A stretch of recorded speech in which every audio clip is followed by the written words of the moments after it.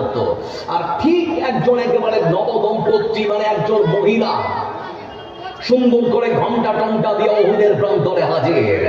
রাসূলুল্লাহ সাল্লাল্লাহু আলাইহি ওয়াসাল্লামের কাছে উপস্থিত গিয়ে রাসূল সাল্লাল্লাহু আলাইহি ওয়াসাল্লামকে তিনি জিজ্ঞেস করছেন, হুজুর আপনার কাছে আসলাম, আমি আপনার কাছে জানতে চাচ্ছি আমার স্বামী বেঁচে আছেন না তিনি শাহাদাত বরণ করেছেন।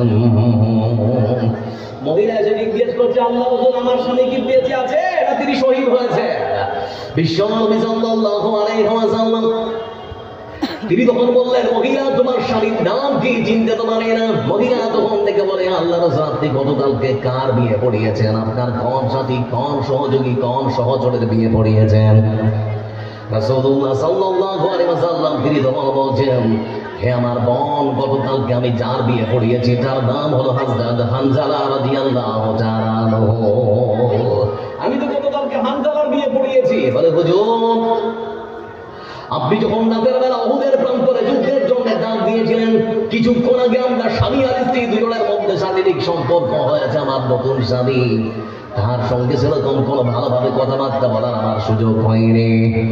শারীরিক সম্পর্ক হলো, তারপরে আপনার যুদ্ধের ডাক কানের মধ্যে পেয়েছেন। আমার স্বামী আমাকে ডাকার পর তিনি তখন বললেন, স্ত্রীরে রাসূল সাল্লাল্লাহু আলাইহি ওয়াসাল্লাম যুদ্ধের জন্য ডাক দিয়েছে, ঘরে বসে আর থাকা যাবে না। যদি ফিরে আসে যুদ্ধের মাঠ থেকে তাহলে পরে তোমার সঙ্গে দেখা হবে দুনিয়াতে, আর যদি শহীদ হয়ে যাই তোমার সঙ্গে দেখা হবে আল্লাহর জান্নাতে। এই বলে তিনি চলে আসলেন। আমি নতুন স্ত্রী, আমি আমার স্বামীকে দাঁড় করিয়ে বলতে পারলাম না, স্বামী যান আপনার সঙ্গে আমার শারীরিক সম্পর্ক হয়েছে, আপনার উপরে গোসল ফরজ হয়েছে, অন্তত গোসলটা করে তারপরে আপনি যান। আমি এই কথাটুকু বলার সুযোগ পাইনি, আপনার কাছে ততক্ষণ বাড়ি থেকে বেরিয়ে এসেছে। আমি আপনাকে প্রশ্ন করছি, যদি আমার স্বামী বেঁচে থাকে তাহলে তো পরে ভালো কথা, আর যদি শাহাদাত বরণ করে আল্লাহ রাসূল দয়া করে আমার স্বামীর গোসল যে ফরজ হয়ে আছে, ফরজ গোসলের মতো করে আপনাকে গোসল করে দেওয়ার জন্য অনুরোধ করছি।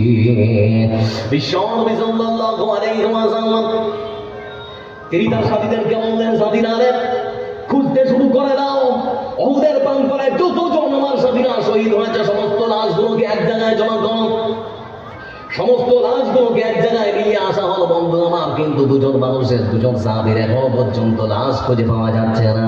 তার মধ্যে একজন হচ্ছে হযরত হামজা রাদিয়াল্লাহু তাআলা আনহু, আর একজন হচ্ছে রাসূলের চাচা হযরত হামজা রাদিয়াল্লাহু তাআলা আনহু। দুজনের দেহকে এখনো পর্যন্ত খুঁজে পাওয়া যাচ্ছে না। তার মধ্যে বন্ধু আমার হযরত হামজা রাদিয়াল্লাহু তাআলা আনহুর শরীরের মধ্যে কাপড় সুন্দর করে বেজানো, মনে হচ্ছে যেন কে গোসল করিয়ে নিয়েছে।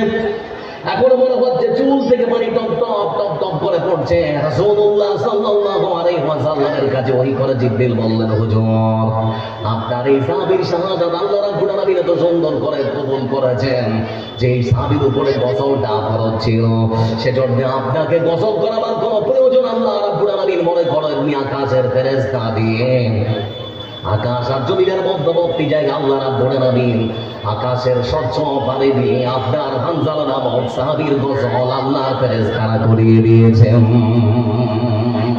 ভাবা যায় বন্ধু আমার, চিন্তা করে দেখুন, জীবন দিয়ে, তারা জীবন দিয়ে শুধুমাত্র আল্লাহ দিনকে সহযোগিতা করেছে। আজকে আমাদের হয়েছে কি? আজকে যারা বসে আছেন এখানে, আল্লাহর অসংখ্য নিয়ামত আমাদের শরীরের সঙ্গে জড়িয়ে আছে, এটা অস্বীকার করতে পারেন? আল্লাহ দুটো চোখ